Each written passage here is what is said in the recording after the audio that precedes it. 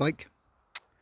I'm here in the snowy tundra of Petercourt, taking on a book talk, inspired by our Lord, Mark. And I know that Gabriel Hart did some Stephen Jay Gould stuff in the desert, so I am going the opposite direction. I've read this poem again today. I tweeted about it last night, and I just think it deserves a wee book talk. So here I go. When I first met you in the darkened bar, I thought you were a Japanese Marilyn Monroe. Your lips mouthed sex, your eyes whispered laughter, and your hair spoke dyed, ash blonde electricity.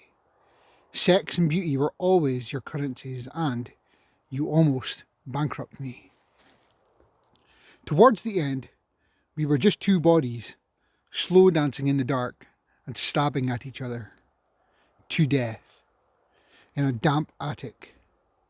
You killed me many times, and you always knew how to do that best. Turning the page, sorry.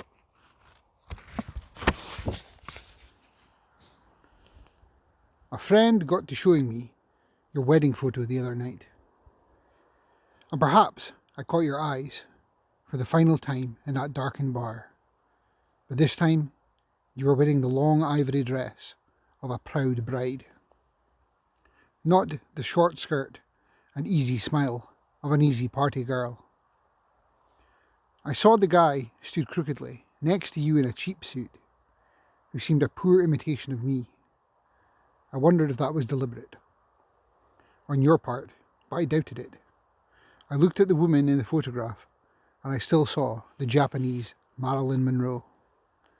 I saw the woman who tossed the diamond necklace I'd bought her off a downtown Hanoi hotel balcony into the deep blue of a swimming pool below, who kissed me softly on the face in a back alley clap clinic after a Friday lunch and after 6 shades of roses.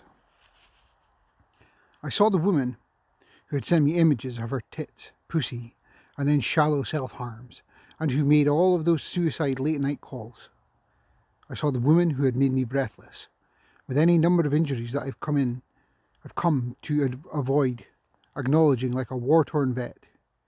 You were my Okinawa, my Vietnam, my Iraq, and my Somme. I saw the woman who had laughed at the most unsociable of times, and the woman who'd gone to her knees in the most unlikely of locales, who loved to fuck everywhere but between the sheets, who'd worn my shirts around the apartment and my sunglasses swaying in the park, and who had lied about being on birth control. I always imagined seeing your wedding photograph would bring back a lot of the undead and unhealed, but I just gulped at my warm beer and wondered if the guy stood haphazardly next to you knew exactly what he was getting himself into. Marilyn Monroe had been a very sad and a very sick woman after all. Cheers. Thank you, Stephen.